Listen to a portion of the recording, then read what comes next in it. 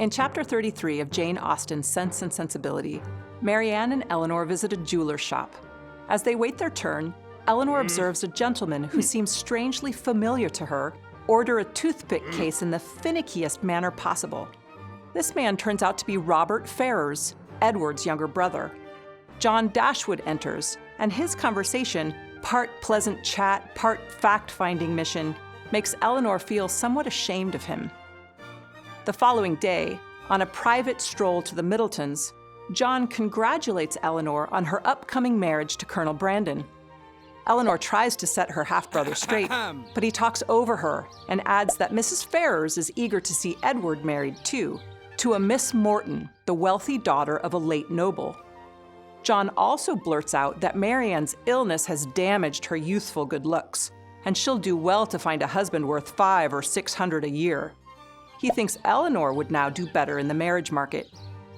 John's mercenary chatter is cut off by their arrival at the Middletons, where he is pleased to find that the Middletons exhibit elegance and style, and somewhat surprised, too, since Mrs. Jennings' husband made his fortune in trade and business. In Chapter 34 of Sense and Sensibility, impressed by the Middletons' wealth, Fanny and their brother John host a dinner for them, inviting Colonel Brandon, the Steele sisters, who are visiting the Middletons, the Dashwood sisters, Mrs. Jennings, and Mrs. Ferrars. Elinor worries Edward will be there, but is curious to meet Mrs. Ferrars now that she no longer cares about Edward's mother's opinion of her. Lucy tells her Edward will, in fact, skip the event. At the dinner, Mrs. Ferrars and Fanny treat Lucy graciously in a way that aims to hurt Elinor. The women later disagree over whose son is taller, Fanny's or Lady Middleton's. John makes a big production of bragging to Colonel Brandon about Elinor's painting, inadvertently giving Mrs. Ferrars and Fanny an opportunity to insult Elinor.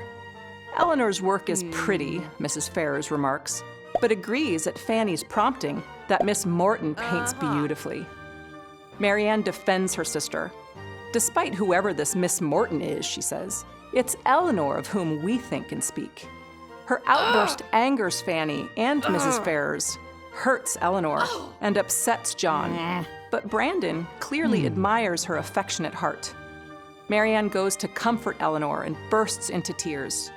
John quietly advises Brandon that, unlike Elinor, Marianne has regrettably lost her good looks.